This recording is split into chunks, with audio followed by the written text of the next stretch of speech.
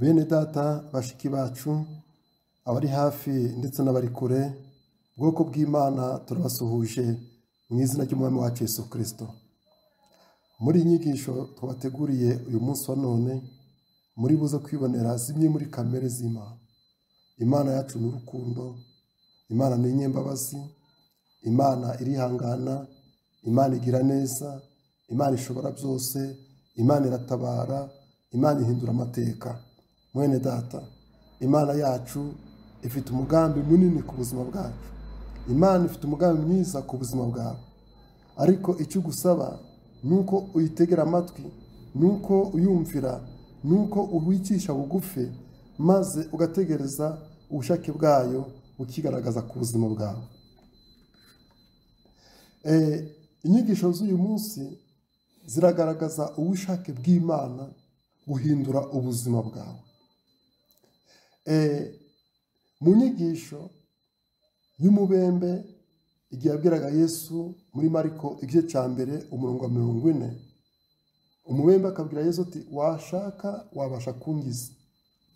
Umubembe ntiyashidikanyije ku bubasha bwa Yesu bwo gukiza, ahubwo yagize ikibazo ku bushake bwa Yesu bwo gukiza. Yesu yasubije umubembe mu murongo wa 41, ndabishaka kira. Ibyerekana ubushake bw'Imana bwo gukiza. Uko yari iri ejo niko na n'uyu munsi niko iri, kandi niko izahora iteka ryose. Abaheburayo ibice 13 umurongo wa 8. Ibi byerekana ko ashaka gukiza n'uyu munsi. Rero tugomba kumenya neza ko ari ubushake bw'Imana kudukiza. Ni koko mu rwandiko rwa 3 rwa Yohana mu bice 2 harabigaragaza neza. Ukundwa, ndagusabira kugira ngo ugubwe neza muri byose, ube mutaraga. Rero ubushake bw'Imana kuri wowe nuko umererwa neza. Abakristo benshi batazi iby'iyi mirongo bibwira ko impamvu badakira cyangwa se ubuzima bwabo budahinduka ari uko Imana idashaka ko baba bazima cyangwa se ko bamererwa neza. Ibi bishira inshingano zose ku Mana, nta nimwe bishyira ku mukristo, aho dushobora kugira icyo dushinja Imana igihe tudakize cyangwa se igihe ubuzima bwacu budahindutse. Bwoko bw'Imana, hari abavuga ngo Imana izangiza igihe izashakira kungiza. Iyi nyigisho yemeza ko Imana izakiza umuntu niyumva ibishatse, cyangwa mu gihe tuzaba turi beza bihagije ku buryo twakira cyangwa se ku buryo ubuzima bwacu bwahinduka. Rero tugomba gushyira Imana mu mwanya utuma ishaka kudukiza. Mu yandi magambo, tugomba kwiringira ko ari umwanya w'Imana wo kudukiza, wo guhindura ubuzima bwacu no guhindura amateka yacu. Kandi iyo tudakize aba atari umwanya wayo wo kudukiza. Ni kuki Imana idashaka kudukiza? Imana ni umubyeyi w'urukundo, ikunda neza kuruta abandi babyeyi bose basanzwe. Hagize bamwe mu bana bawe cyangwa se mu bana banjye bikomeretsa, hanyuma bakansaba kubafasha koza ivi ryakomeretse cyangwa gushyiraho igipfuko, naba ndi umubyeyi bwoko ki babwiye ko ndashaka kubafasha? Naba ndi umubyeyi uteye ubwoba? Bwaba ari uburyo bwo guhohotera umwana. Muri Luka ibice 11 umurongo wa 11 kugeza ku murongo wa 13 haratubwira ngo Yesu yigisha uburyo umurimo akora wo kuba umubyeyi awukora neza kurusha uko tuwukora.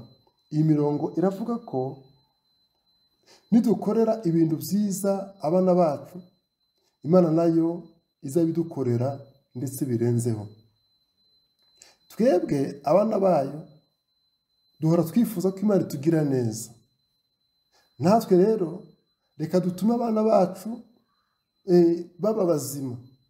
Ariko nidutuma abana bacu barwara cyangwa tukabagumana barwaye, oya, Imana ntabwo izabikora, izatugira neza. Bene data, ukurikije ibiri muri Bibiliya, Imana yamaze gukiza buri muntu wese. Mu rwandiko rwa Petero rwa mbere ibice 2:24 dusoma ko imibyimba ye niyo dukijije. Iyi ni interuro yanditswe mu gihe cyashize. Niba Petero wanditse urwandiko ahagana muri 63 nyuma y'ivuka rya Yesu, yari arimo yandika mu gihe cyashize, hanyuma ubu turi mu kinyejana cya 21. Nanone dushobora kuvuga ko ari mu gihe cyashize. Ibi bishobora gukosora inyigisho mbi ivuga ko Imana ikiza ari uko yashatse kubikora gusa, kuko yarangije kubikora. Ni ryari yabikoze imyaka 2000 ishize, ubwo Yesu yapfaga ku musaraba hanyuma akazuka nyuma y'iminsi 3. Niyo mpamvu amagambo ya Yesu ya nyuma nguko byanditswe muri Yohana ibice 19:30 yavuze ngo birarangiye. Iyi nteruro yanditse mu buryo bwumvikana. Yesu yavugaga iki? Uhereye kuri urwandiko rwa mbere rwa Yohana ibice 3:8, kuko icyo umwana w'Imana yerekaniwe niki? Ni ukugira ngo amareho imirimo ya Satani yose. Twibuke ko Yohana yanditse ngo icyo cyase kubw'iyo ntego. Ntabwo yavuze ngo kubw'izi ntego. Intego Imana yari ifite iza kwisi yari ukumaraho cyase gusenya imirimo ya Satani. Ushobora kubaza uti ni iyihe mirimo ya Satani Yesu yaje gusenya? Yari nyinshi, ariko umwe muri iyo wari indwara. Mu Byakozwe n'Intumwa ibice 10:38 dusoma ngo Yesu w'i Nazareti akagenda agira abantu neza, agakiza abo Satani atwaza igitugu.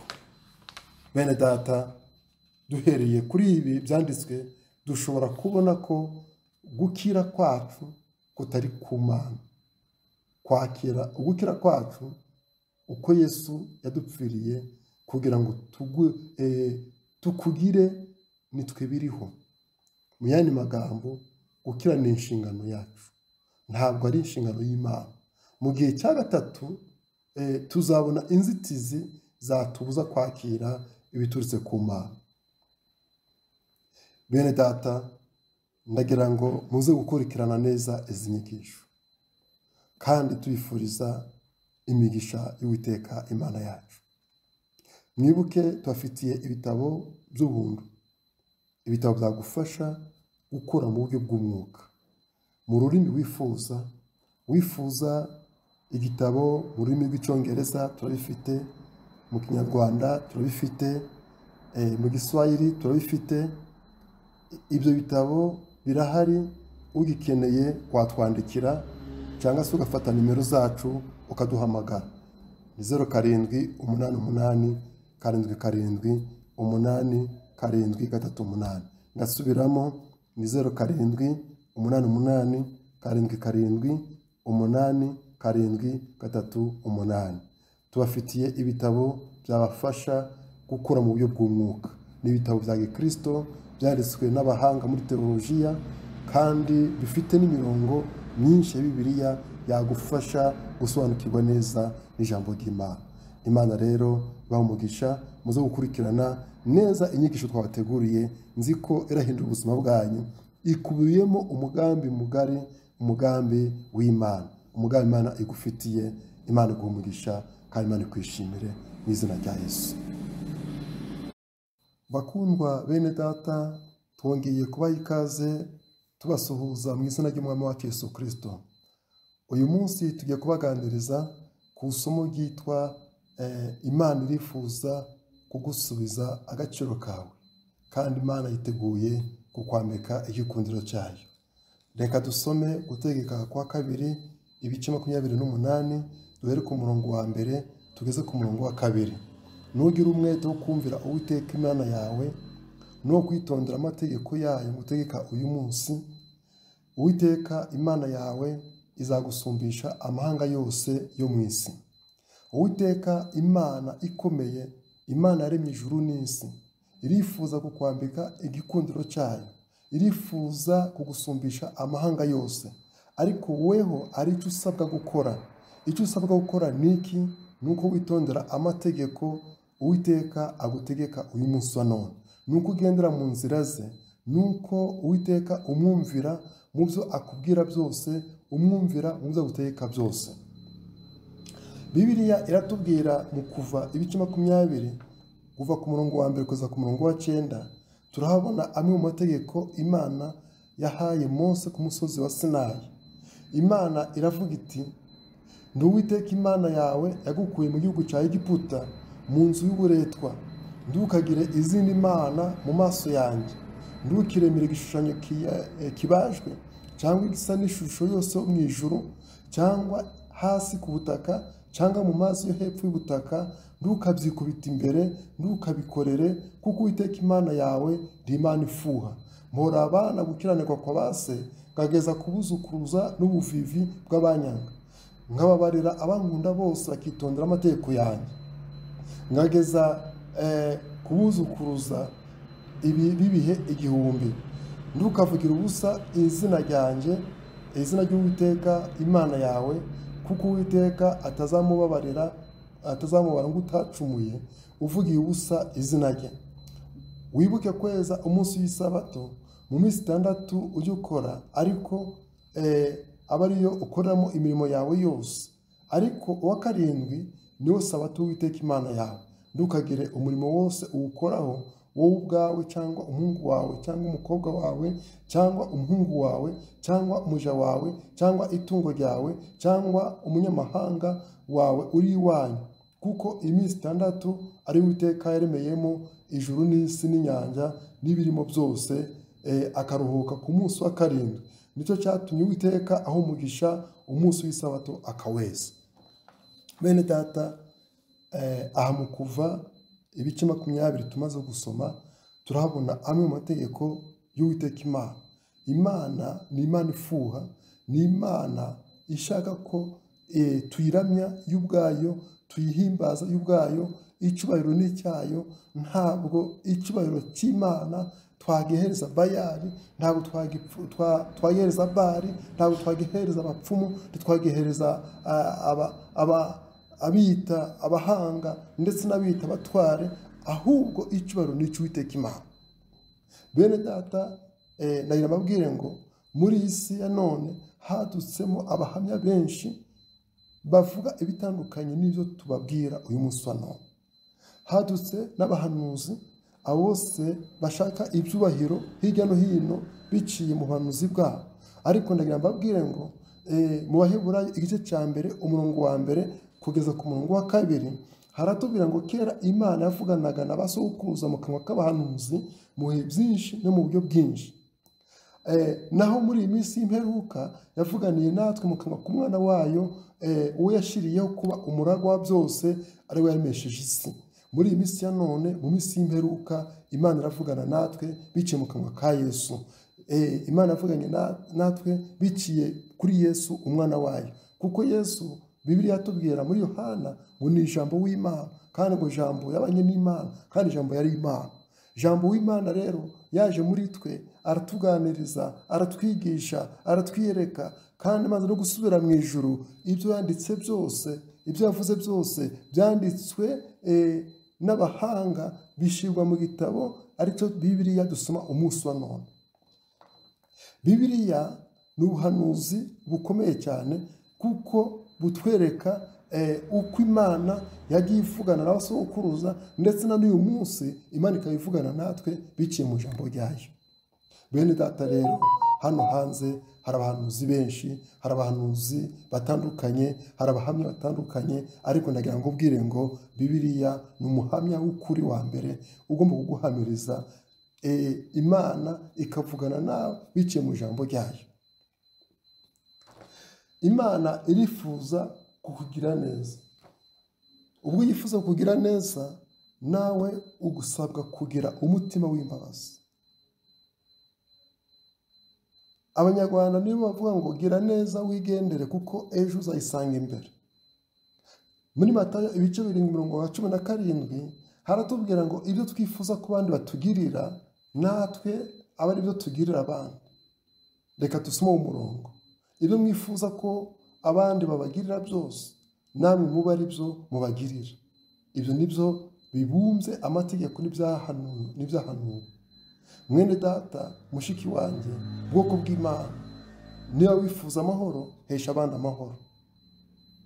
Niba wifuza igikundiro, tangira ukunda abandi. Kandi niba wifuza icubahiro, tangira wubaha abandi. Wubahe umukuru, wubahe umuto, uwo mungana, uwo muresha, wubahe bose, nta n'umwe usuzuguye. Kandi ugire neza. Nuhura n'ikirema ugifashe, nuhura n'impumyi uyifashe, nuhura n'ucitse akaboko umufashe. Ugire neza bose, kuko ineza ejo ubasha kuyisanga imbere. Muri Yohana ibice 13 umurongo 34 kugeza ku murongo 35 niho atubwira ngo ndabaha itegeko rishya ngo mukundane nguko nabakunze mube ariko namwe mukundana. Ibyo nibyo bose bazamenyeraho ko muri abigishwa banyu nimukundana. Muri iyi minsi ya none ese abantu barakundanye? Mu itorero ese abantu barakundanye? Mu ngo zacu ese murakundanye? Mu miryango ese abantu barakundanye? Ikidukwiriye nuko dukundana, ikidukwiriye nuko dusabana, ikidukwiriye nuko dushira hamwe, ikidukwiriye nuko duhuza umutima. Bibiliya iratubwira ngo igihe intumwa zari zikundanye zihuje umutima, umwuka wera arabamanukira. Biragoye kugira ngo umwuka wera abamanukire, biragoye kugira ngo mwakire impano z'umwuka wera harimo amakimbirane, mufite amakimbirane, hatarimo kumvikana, hatarimo gukundana, harimo kujyanajyana. Biragoye kugira ngo imbaraga z'umwuka wera zibashe kwamanukira. Nanone ikindi undi mugambi Imana igufitiye nuko Imana yifuza kukwishurira imyenda yawe yose. Imana irifuza kukwishurira amadeni yawe yose. Bibiliya iratubwira ngo ndakagire irindi deni, ndakagire undi mwenda tugira uretse umwenda wo gukundana.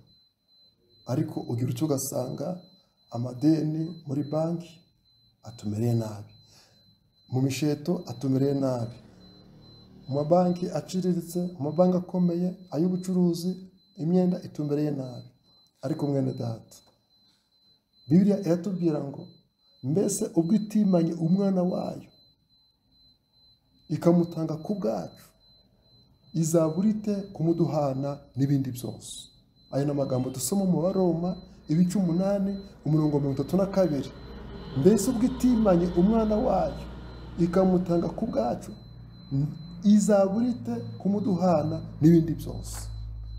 Bene data, aya ni amagambo akomeye cyane, kuko Imana niba itaragundiriye umwana wayo ikemera kumuduha kugira ngo aze hano muri iyi si, aze aducungure, aze apfire ibyaha byacu, yemere kubambwa ku musaraba kubw'ibyaha byacu, nta kindi Uwiteka Imana azatwima.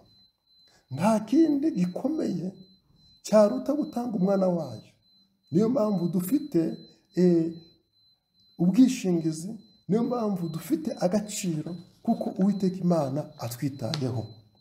Bibiliya iratubwira, iduha urugero rw'umugore umwe wari ufite ikibazo cy'ideni, ufite ikibazo cy'umwenda.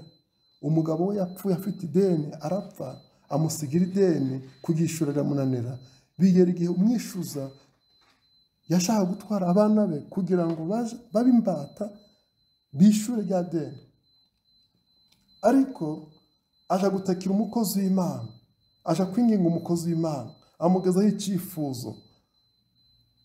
Imana irigaragaza, Imana imanukira muri umukozi w'Imana, imuhishurira ibyo agomba kubwira uramupfakazi kugira ngo ideni ribashe kwishyurwa. Dusoma Abami ba 2 ibice 4 umurongo wa 1 kugeza ku murongo wa 7.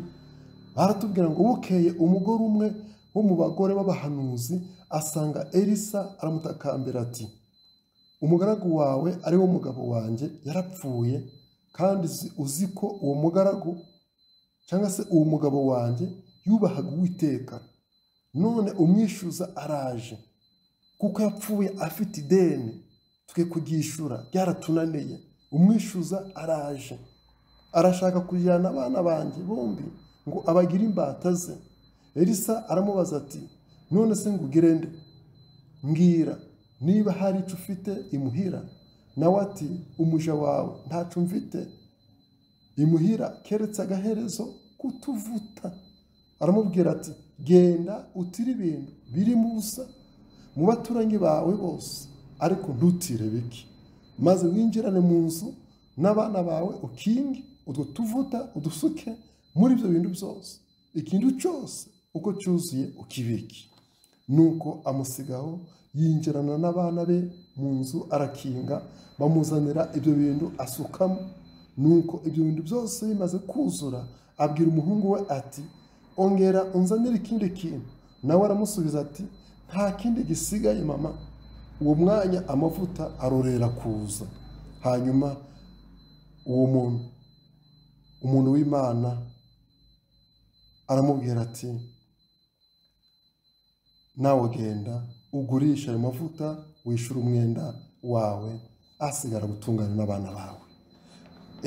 Umukecuru amaze gusuka amavuta muri bya bibindi yatiye, abonye byose byuzuye biramurenga, aravuga ati, ibi ntabwo ndabyicarana. Arirukanka aja yikubita imbere y'umukozi w'Imana, yikubita imbere y'umuhanuzi w'Imana. Aramubwira ati, ibyo wambwiye nabikoze kandi byabaye, none mbigenze gute? Umuhanuzi aramubwira ati, umva. Elisa aramubwira ati, umva umugore we, genda ugurishe wishyure umwenda wawe wose, amavuta ari buze gusigara agutungane n'abana bawe. Nuko umugore aragenda abikora nguko Elisa yamubwiye, ideni araryishura, umwenda yari afite arawishyura, abana be arababohoza, amavuta asigara amutunga, ubukene bwe n'ibibazo yari afite byose birakemuka biciye ku mukozi w'Imana Elisa. Imana ikoze igitangaza mu rugo rw'umukecuru. Amadeni yarishuwe, umwenda wurishuwe. Mwene data ndagira ngo ubwire ngo nawe ideni ryawe ntabwo rikomeye gusumba iry'uriya mupfakazi. Ikibazo cyawe ntabwo gikomeye gusumba icy'uriya mupfakazi. Nawe Imana ibasha gukemura ikibazo cyawe uko cyaba kingana kose, kuko igikomeye Imana aragikoze. Ubwo itimanye umwana wayo akemera gupfa kubw'ibyaha byawe, nta kindi Imana izakwima, nta kindi Imana yakwima. Byose irabishoboye kuko Imana ifite ubutwari n'ubushobozi. Icyo usabwa ni ikihe? Icyo usabwa ni ukuyizera. Icyo usabwa ni ukwihana ibyaha byawe, ukagena amategeko y'Uwiteka Imana. Nk'uko twatangiye tuvuga ngo Imana irifuza kukwambika igikundiro cyayo, ariko hari icyo usabwa, ni ukumvira amategeko y'Uwiteka, amategeko Imana igutegeka uyu munsi wa none. Nuyumvira, nuyagenderamo, Imana hari icyo irakora ku buzima bwawe. Nuyagenderamo, hari icyo Imana irakora ku buzima bwawe. Imana yiteguye gusobanura ibisobanye byose. Imana yiteguye guharura inzira zawe imbere. Ikigaragara nk'umusozi imbere yawe, Imana iragihindura ikibaya. Imana ibasha guca inzira mu kidaturwa. Imana ibasha guharura inzira aho utatekereza. Imana ibasha gucisha aho udatekereza. Inzira z'Imana ni nyinshi, kandi aho twibwira ko igisubizo kiraboneka ntabwo ariho kibonekera, kuko Imana ifite imbaraga n'ubushobozi. Imana ibyo yibwira si byo twibwira, ibyo twibwira si byo Imana yibwira. Imana ntabwo itekereza nk'abantu. Imana ifite imbaraga n'ubutwari. Ikibazo cyawe ibasha kugikemura. Weho icyo usabwa ni ukwizera, ni ukuyiringira, kuko Imana yacu irashoboye, irahambaye. Bibiliya iratubwira muri Yohana ibice 14 umurongo wa 13 n'uwa 14 ngo, kandi icyo tuzasaba cyose mu izina rya Yesu azagikora kugira ngo data yubahirizwe umwana we. ngo nitugira icyo dusaba cyose mu izina rya Yesu azagikora. Reka dusome uwo murongo uko wanditse neza. Yohana ibice 14 umurongo wa 13 n'umurongo wa 14. ngo kandi icyo muzasaba cyose mu izina ryanjye nzagikora kugira ngo data yubahirizwe mu mwana we. Nimugira icyo musaba cyose mu izina ryanjye nzagikora. Izina rya Yesu ni izina rihambaye, ni izina rifite imbaraga, ni izina rifite ubushobozi. Bibiliya iratubwira mu byakozwe n'intumwa ngo nta rindi zina twahawe mu isi cyangwa mu ijuru dukwiriye gukirizwamo uretse izina rya Yesu. Hari abambaza amazina, hari abiringira andi mazina, ariko iringire Yesu, izere Yesu wenyine gusa urakira.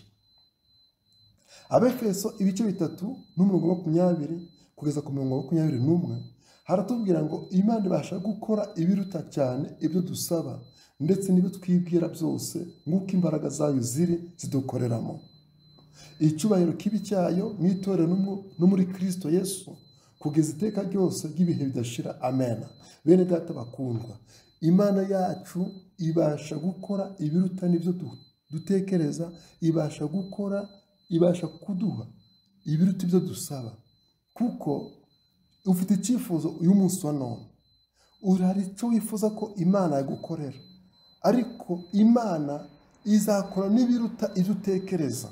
Imana izakora ibiruta n'ibyo urimo usaba, kuko Imana ifite umugambi mwiza ku buzima bwawe. Icyo uzaba ejo ntabwo ukizi, icyo uzaba ejo bundi ntabwo ukizi, ariko Imana yakuremye ikakubumbabumba ukiri mu nda ya mama wawe, yari izi neza icyo uzaba cyo, nubwo bitari byasohora, ariko Imana irasezerana igasohoza. Imana irinda ijambo ryayo kugeza igihe risohoreye. Icyo yakuvuzeho izagikora.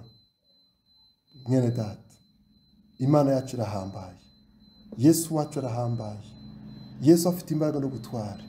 Icyo tuzasaba cyose mu izina rye tuzagihabwa, kuko izina rye rifite imbaraga, izina rye rifite ubutware n'ubushobozi. Yesu aduhereje umuyoboro mwiza wo gusabiramo, wo gusenga, wo kwinginga. Twinginge mu izina rye, dusabe mu izina rye, tuzahabwa. Tumwizere, tumwiringire, kuko yaradupfiriye kandi yarazutse, ari ku ngoma, yaratsinze urupfu, yatsinze Satani. Ibyo Satani yatubeshisha byose nta na kimwe kibasha kudutera ubwoba, kuko umwami wacu yarazutse. Izere Yesu urakira, wizere Yesu urahabwa icyo wifuza cyose. Bibiliya iratubwira ngo icyo akora abamwemeye bose Imana bahaye ubushobozi bwo kwitwa abana b'Imana. Kwizera Yesu no kumwiringira, kumwemera no kumwizera biduhesha inzira zo kwitwa abana b'Imana. Kwitwa umwana w'Imana ni iby'igiciro gikomeye cyane. Bibiliya iratubwira ngo twari kure y'amasezerano. Ayo magambo tuyasoma mu Efeso. Twari kure y'ibyasezeranijwe, twari kure y'amasezerano, ariko biciye mu maraso Yesu, biciye mu rupfu no kuzuka kwe, twigijwe hafi y'amasezerano. Ntitwari ubwoko, ariko uyu munsi turi ubwoko. Ntitwari dukwiriye kwitwa abana b'Imana, ariko uyu munsi turi abana b'Imana, kuko Yesu yatwunze na se, twongera kwitwa abana b'Imana. Bene data, ndagira ngo ngubwire ngo urupfu rwa Yesu, amaraso ya Yesu yatumaze umubabaro wose. Yatumaze umubabaro wose, kuko Satani yari afite intego yo kutubabaza ubuziraherezo. Yari afite intego yo kutubabaza ubuziraherezo.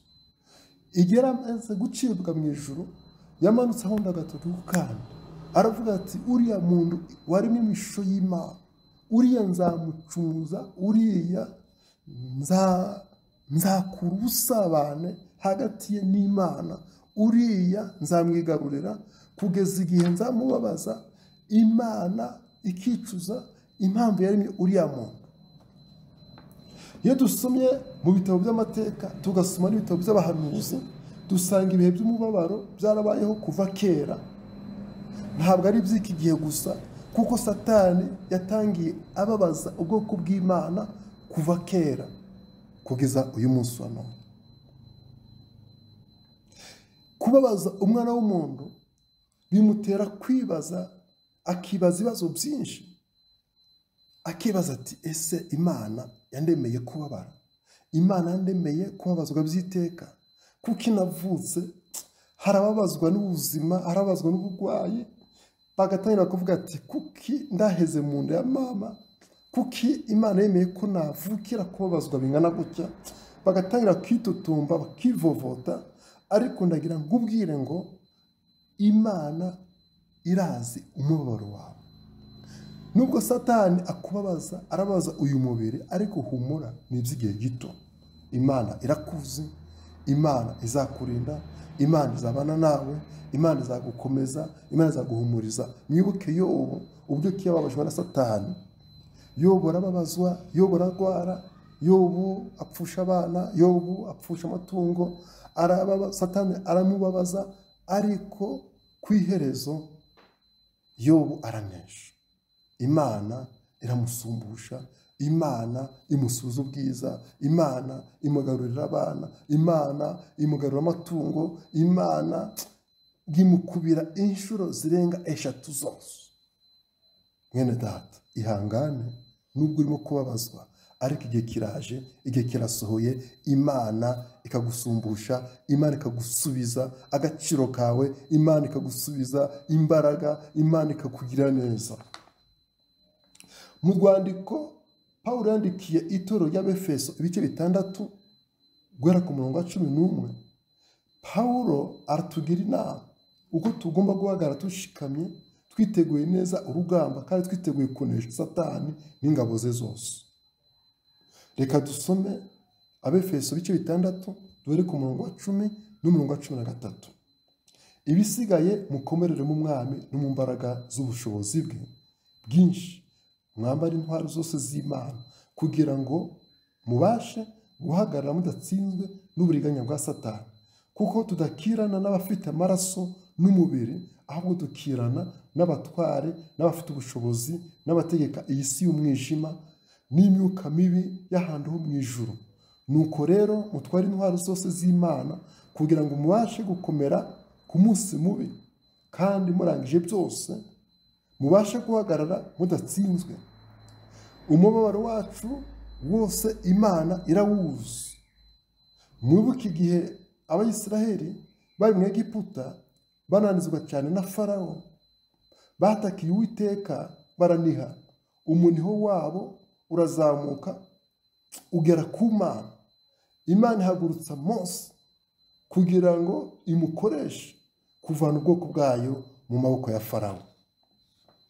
Iyo dusomye kuva ibice 3 umurongo wa 7 kugeza ku murongo wa 10, niyo hatubwira ngo Imana irongera iravuga iti, nabonye rwose akababaro k'ubwoko bwanjye muri Egiputa, kandi numvise gutaka kwabo batakishwa n'abakoresha uburetwa, kuko nzi neza imibabaro yabo. None ngiye kumanuka mbakize ukuboko kw'Abanyegiputa, mbakure muri icyo gihugu, maze mbajane mu gihugu cyiza kandi kigari, igihugu gitemba amata n'ubuki, igihugu gituwemo n'Abanyakanani, n'Abaheti, n'Abamori, n'Abaperezi, n'Abahivi, n'Abayebusi. Nuko ku murongo wa 9, ubu gutaka kw'Abayisiraheli kwangezeho, kandi abonye ukuntu Abanyegiputa babakandamiza. Umurongo wa 10, none reka ngutume kwa Farawo. Imana irimo kubwira Mose, reka ngutume kwa Farawo, ukura ubwoko bwanjye bwa Isiraheli mu Egiputa. Mwene data, hari igihe umubabaro wacu uzarangira, hari igihe umubabaro wacu uzashyirwaho iherezo, tukibera mu mahoro y'iteka.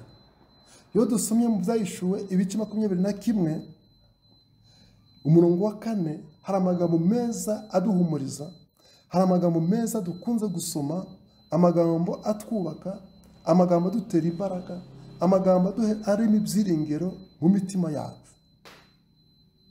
Ayo magambo dukunze kuyasoma rimwe na rimwe iyo twahuye n'ibyago, iyo twapfushije, iyo twabuze abacu, tukabahumuriza, ariko natwe tukihumuriza, tukongera tukagira ibyiringiro, kuko nubwo turi muri ubu buzima, iyi si dutuyemo ni icumbi, ariko iwacu heza ni mu ijuru.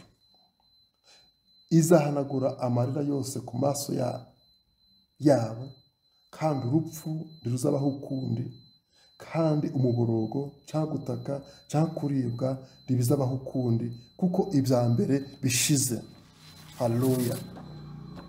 Ibi turimo byose, ibi bidutera agahinda, ibi bitubabaza, ibi bidutera kwiheba, bizarangira, bizashiraho.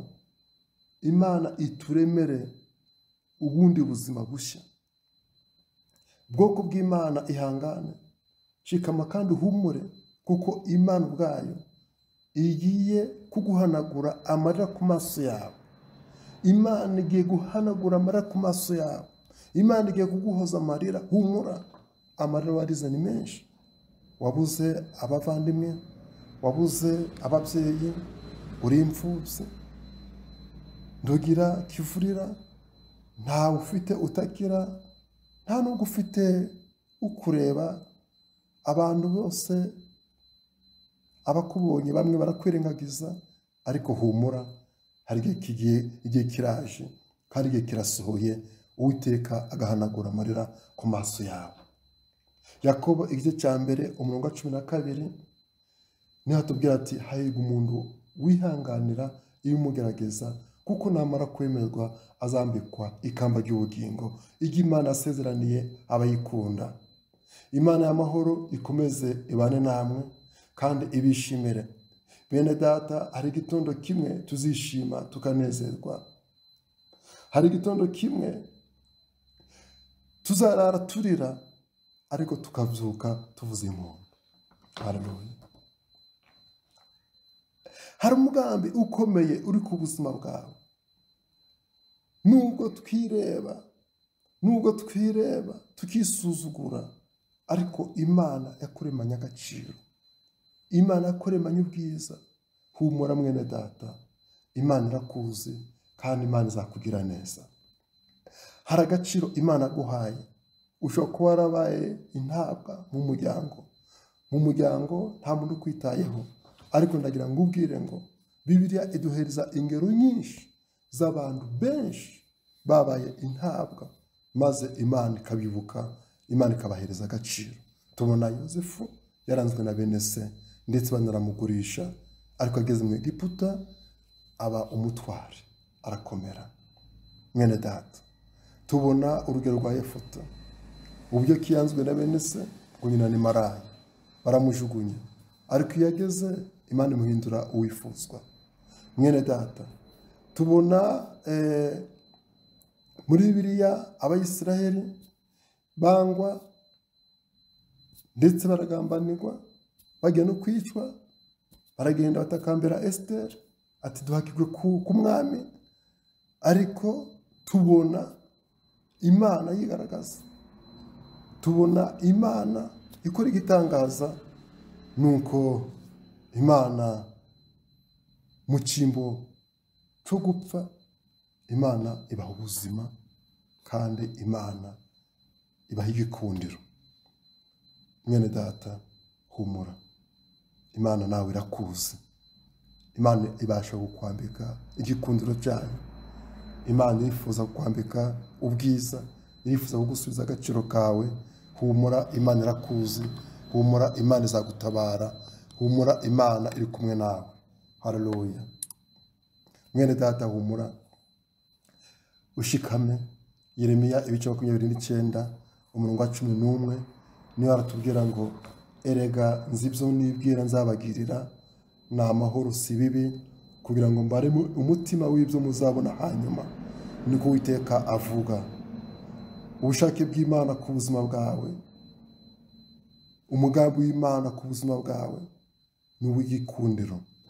Imana ifite iguhishiye ibyiza, ibyo utabasha kubonesha amaso yawe. Ibyo zose Imana yarabiteguye kugira ngo ejo hazaza, ejo n'ejo bundi uzibone uri kumwe n'Imana, uzibone uri mu bwiza bw'Imana, uzibone uri kugendana n'Imana, uzibone uri mu bayo, uyikorera, uyisingiza, uyiririmbira, uyiramya, uyihimbaza. Imana igufiteho umugambi ukomeye cyane. Sobanukirwa n'ubushake bw'Imana ku buzima bwawe. Imana iragukunda kandi Imana irifuza kukubera umubyeyi nawe ukayibera umwana. Yego, sobanukirwa n'ubushake bw'Imana ku buzima bwawe. Hari umugambi mugari Imana igufiteho. Imana yacu yagusezeranije ibyiza, nubwo utarabibona uyu munsi wa none, ariko wibuke yuko Imana irinda ijambo ryayo kugeza igihe risohoreye. Humura, ejo n'ejo bundi ijambo ry'Imana, ijambo Imana yakuvuzeho, humura bizasohora. Ushobora kuvuga ngo ndibitinze, biratinze. Ushobora kuvuga ati ibyo Imana yavuze, ibyo Imana mvuzeho, ariko humura, ejo n'ejo bundi birasohora. Kandi abakwitiranya ejo baratangara. Ushobora kurara urira ariko ukabyuka uvuza impundu. Uri mu bibazo, uri mu bukene, urabura uko ubigenza, abana barimo baraburara, abana babuze minerivare, abana babuze iniforume, ariko humura. Ushobora kurara urira ukabyuka uvuza impundu. Iyo dusoma muri Luka ibice 7 umurongo wa 11 kugeza ku murongo wa 17, tuhabona ikibazo kibabaje cyane. Umugore wari umupfakazi yarabyaye umwana umwe rukumbi w'ikinege, umwana we arapfa. Bucya mu gitondo baja gushingura, barira cyane, baburoga. Birumvikana ko nyina w'umwana yarishwe n'agahinda, ariko bageze mu marembo y'Inayini bahura na Yesu. Yesu akora yitangaza. Bagiye gushingura, ariko bagarukanye umunezero, baririmba, basingiza Imana, bavuga ati Imana ikomeye iratwibutse, Imana ikomeye igendera ubwoko bwacu. Reka dusome Luka ibice 7 umurongo wa 11 tugeze ku murongo wa 17. Bukeye aja mu mudugudu witwa Nayini, abigishwa be n'abantu benshi bajyana nawe. Ageze hafi y'irembo ry'umudugudu ahura n'abikoreye ikiriba. Wari wapfuye, yari umwana w'ikinege, kandi nyina yari umupfakazi. Abantu benshi bo muri uwo mudugudu bari bamuherekeje. Umwami Yesu amubonye amugirira impuhwe, aramubwira ati wirira. Yegera ikiriba agikoraho, abakikoreye barahagarara. Arategeka ati muhungu, ndagutegetse byuka. Wari upfuye arabaduka, atangira kuvuga. Yesu amusubiza nyina. Bose baterwa n'ubwoba, bahimbaza Imana bati umuhanuzi ukomeye abonetse muri twe, kandi bati Imana igendera ubwoko bwayo. Iyo nkuru y'ibyo yakoze yamamara i Yudaya hose no mu gihugu cyose gihereranye naho. Yesu agira neza n'umunyembabazi, bagarukana umunezero, bashima Imana. Mwene data, humura, humura. Ndazi ibigeragezo ni byinshi, ibikugose ni byinshi, ibigutarakurira ni byinshi, ubukene burahari, ubushomeri burahari, gupfusha birahari, ibidutarakurira ni byinshi, ariko humura, Yesu arakuzi. Humura, Yesu hari ikintu agiye gukora ku buzima bwawe. Hari byinshi Satani yakunyaze, hari byinshi Satani yatwaye, hari byinshi yangije ku buzima bwawe, hari byinshi yangije mu mutungo wawe, hari byinshi yangije mu bana bawe, ariko Yesu agiye kubisana, agiye kubisubiza mu buryo. Icyo Yesu akoze cyose kiratungana. Yesu agiye gukora ku ngingo zawe, izo Satani yamugaje zose ziratungana mu izina rya Yesu. Ndagira ngo ngubwire ngo humura muri mugoroba, humura, Imana irakuzi, humura, Imana igiye gutabara, humura, Imana igiye gukora ikintu gishya ku buzima bwawe. Umudugudu wa Nayini ni umudugudu mutoya muri Israheli, ariko ari umudugudu w'ikundiro. Umudugudu muto ariko umudugudu w'igikundiro. Imana igiye kwambika igikundiro muri uyu mugoroba. Uyu munsi Imana irakwambika igikundiro cyayo. Abantu benshi barariraga, baboroga, bavuga ati aragiye, twamukundaga, uyu mwana twamukundaga, uyu mwana yitondaga, uyu mwana ari imfura.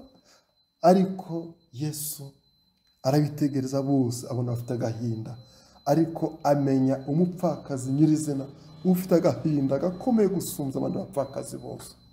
Aramwegera, aramubwira ati mugore humura wirira. Aramuhumuriza. Yesu muri mugoroba araguhumuriza. Yesu uyu munsi wa none araguhumurije. Muri iki gitondo Yesu araguhumurije. Yesu araguhumurije, humura. Yesu arakuzi. Yesu ntabwo yitiranya amazina. Yesu ukiri mu nda ya mama wawe, ukiri urusoro mu nda ya mama wawe, yarakuzi. Niyo mpamvu utagomba kwiheba, ahubwo gira ibyiringiro muri wowe. Nubwo uri guca mu bikomeye, nubwo uri guca mu kababaro, nubwo uri guca mu bibazo, ariko humura. Igitondo kimwe uzasingiza Imana, igitondo kimwe uzavuza impundu. Nuko abagiye gushingura bagaruka n'umunezero, bashima Imana, bahimbaza Imana, bavuga ngo Imana yacu irakomeye, Imana yacu irahambaye, Imana yacu ishizwe hejuru, Imana yacu ni nziza, Imana yacu ni nziza, Imana yacu ni nziza. Mwene data, ndagira ngo ubwire ngo nawe igitondo kimwe uri buze gushima Imana, igitondo kimwe uri buze guhimbaza Imana, igitondo kimwe uri buze kuvuga ngo Imana yacu irakomeye, Imana yacu ni nziza. Petero wa 2:3 niho hatubwira ngo umwami Imana nditinze isezerano ryayo, nguko bamwe bagira ute babitekereza ko iritinze. Oya, ntabwo Imana itinza isezerano ryayo. Ni ukuvuga ngo ibyo Imana yavuganye nawe, ibyo Imana yagusezeranije byose bizasohora hatabuzemo na kimwe. Imana yacu ntabwo ari umuntu ibeshya. Imana yacu ntabwo ibeshya. Imana yacu irasezeranya igasohoza. Petero arabizi neza, Imana yacu nditinze isezerano ryayo. Oya, nguko mwe bitekereza, oya, ntabwo Imana yacu itinze isezerano, ahubwo itwihanganira idashaka ko hagera n'umwe urimbuka, ahubwo ishaka ko bose bihana. Imana irifuza kukwambika igikundiro cyayo, irifuza kukwambika agaciro kayo, kuko hari agaciro twanyazwe, hari agaciro twambuwe na Satani, ariko uyu munsi agaciro k'Uwiteka Imana karakugarukira mu izina rya Yesu. Mwene data, reka Imana ikwambika igikundiro cyayo, reka Imana ikwambika agaciro, reka Imana ikugarurire agaciro, reka agaciro wambuwe kakugarukira, reka Imana iguhereza agaciro.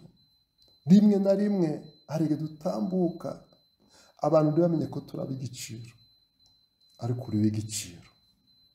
Rimwe na rimwe hari igihe tugenda abantu bakabona uri umuntu usanzwe, umuntu usanzwe, uri umuntu usuzuguritse, ariko humura, uri w'igiciro. Mwene data, ndagira ngo ubwire ngo uri w'igiciro. Ntiwongere kwisuzugura, ntuzongere kwisuzugura n'umunsi n'umwe. Uri w'igiciro, uri w'igiciro. Icya mbere, Imana yakuremye ishusho ryayo. Ntabwo yakuremye nk'inyamaswa, yakuremye nk'ibiti byo mu ishyamba, yakuremye nk'umusozi. Imana yakuremye ishusho ryayo. Icya kabiri, Imana yaguhaye ubwiza, iguhereza n'umwuka wayo. Icya gatatu, Imana yemeye gutanga umwana wayo kugira ngo agupfire. Ntabwo Imana yapfiriye amatungo, yapfiriye inyamaswa z'ingazi mu mashyamba, ahubwo Imana yapfiriye wewe, yapfiriye njyewe. Bibiliya iratubwira muri Yohana 3:16 ngo nguko Imana yakunze abo mu isi cyane byatumye itanga umwana wayo w'ikinege kugira ngo umwizera wese atarimbuka ahubwo ahabwe ubugingo buhoraho. Imana yakunze abo mu isi cyane. Abo mu isi ni bande? Ni njye nawe, ni bariya na bariya, ni bariya natwe. Imana iradukunda kandi dukunda urukundo rukomeye cyane, rwatumye itanga umwana wayo w'ikinege kugira ngo umwana wayo yemere kuza muri iyi si, yemere kudupfira, apfira ibyaha byacu. Nuko turaba igiciro, nuko Imana yaturebye ibona turaba igiciro gikomeye cyane, yemera kudupfira, yemera gutanga umwana wayo Yesu Kristo.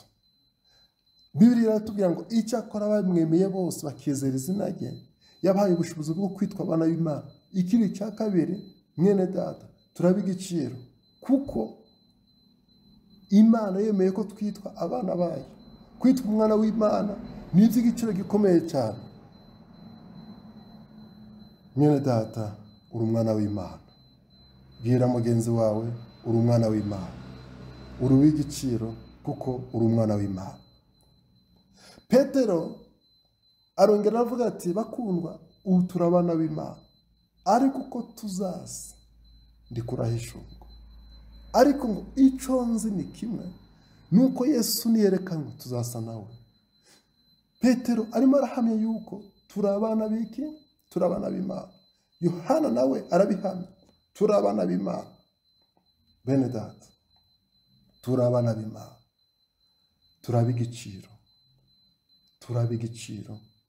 Duhongera kwisuzugura, duhongera kwiheba, turaba igiciro. Yesu yatugize ab'igiciro biciye mu maraso yamenye ku musaraba. Kubera iyo mpamvu rero, ingo zacu zikwiriye gushigikirwa n'amaraso ya Yesu Kristo. Ingo zacu zigomba kubakira kuri Yesu Kristo. Yesu Kristo akaba umutware w'ingo zacu.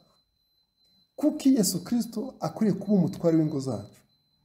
Nuko ingo zacu ni itorero rito, ni itorero ryo mu rugo.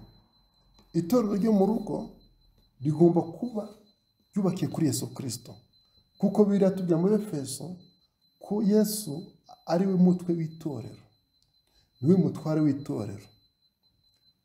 Ingo zacu ni itorero rito ryo mu rugo, rigomba kubakira kuri Yesu Kristo, rikubakira ku mahame ya Yesu Kristo.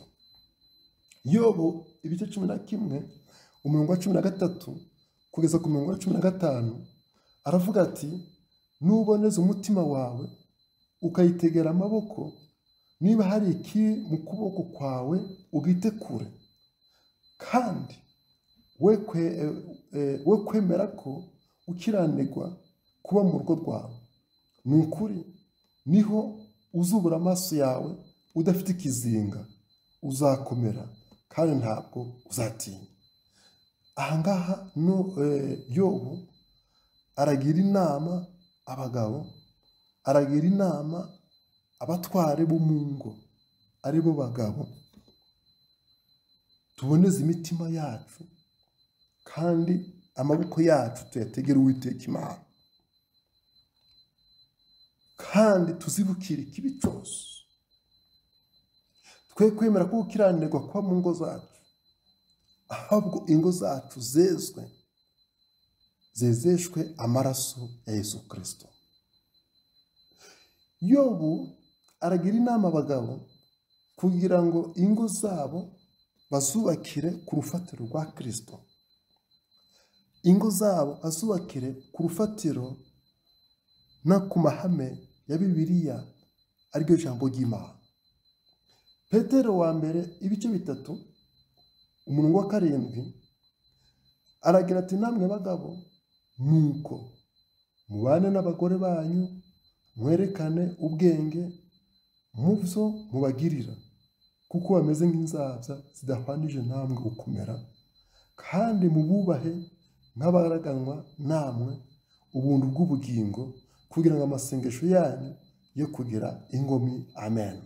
Bene data, Petero nawe yunze mu rya Yobu aragira inama abagabo ati tubane n'abagore bacu amahoro, tubereka ubwenge, kandi twibuke yuko abagore ngo ni inzabya zoroshe, ntabwo bahwanijwe natwe gukomera. Niyo mpamvu tugomba guca bugufi, tukabatwara buhoro buhoro buhoro, tukabereka urukundo, tukabubaha. Rimwe na rimwe hari abantu badakunze kubaha abagore babo, bakavuga ati abagore bacu, umugore wacu ntacyo bakora. Umugabo umwe yigeze kuvuga ati umugore wanjye ntacyo akora, ntacyo akora. Undi aramusubiza ati none mu gitondo iyo ugiye kujya ku kazi ndi gutegurira amazi, ni umugore wanjye. None se ugiye ku kazi ufata icyayi n'umugati, icyayi kiba cyatetswe nande? Ni umugore wanjye. None se ugiye ku kazi abana bozwa nande? Ni umugore wanjye. Saa sita se ninde ubatekera? Ni umugore wanjye. Ninde ukubura imbuga? Ninde umesa? Ni umugore wanjye. Nimugoroba se ninde uteka? Ni umugore wanjye. Nijoro se iyo mugiye kuryama ninde usasa? Ni umugore wanjye. None kuvuga ngo umugore wanjye yize ntacyo akora, akaba atangira mu gitondo akazi akageza nijoro akazi, ari wowe n'umugore wawe ukora amasaha menshi ninde? Umugabo abura icyo asubiza kuko yaratsinzwe n'urubanza. Abakolosayi ibice 3:12. Nuko nguko bikwiriye intore z'Imana zera kandi zikundwa, mwambare umutima w'imbabazi n'ineza no kwicisha bugufi n'ubugwaneza no kwihangana. Bene data, ndagira mbabwire ngo kubaka urugo cyangwa kubaka ingo zacu ntabwo ari ibintu bizikora, ntabwo ari automatique, ahubwo ni ibintu bigomba kugira aho bishingiye. Biragoye kugira ngo ingo zacu zizubakwe zikomere tutambaye umutima w'imbabazi n'ineza, tudafite guca bugufi, tudafite ubugwaneza, tudafite kwihangana. Muri iki gihe cya none ingo nyinshi, mu ngo nyinshi ni bombore. Amadivorce, haba mu bakristo haba mu batari abakristo. Ndagira mabwire ngo Satani yaragurutse, kandi Satani arahiga ingo zacu, kuko Satani yamenye yuko ingo zacu ari itorero rito ryo mu rugo. Satani muri gahunda ze abashaka kwangiza itorero rya Kristo, kureka abazi yuko itorero rya Kristo rihera mu rugo. Niyo mpamvu azana amakimbirane mu ngo, ingo zigasenyuka, abavugaga rumwe akarema amakimbirane, akarema amacakubiri, ntibongere kumvikana. Ingo zacu zijegajega, n'itorero rya Kristo rirajegajega. Mu mugambi wa Satani ni uguhungabanya ubusugire bw'itorero ahereye mu ngo zacu. Niyo mpamvu tugomba kwambara umutima w'imbabazi, tugomba kwambara umutima wo guca bugufi, tugomba kwambara umutima wo kwihangana. Uwo mugabo ukihanganira umugore wawe, uwo mugore ukihanganira umugabo wawe, kandi ikiruta byose mugakundana kandi mugasenga. Mugabo sengera umugore wawe, nawe wa mugore we sengera umugabo wawe.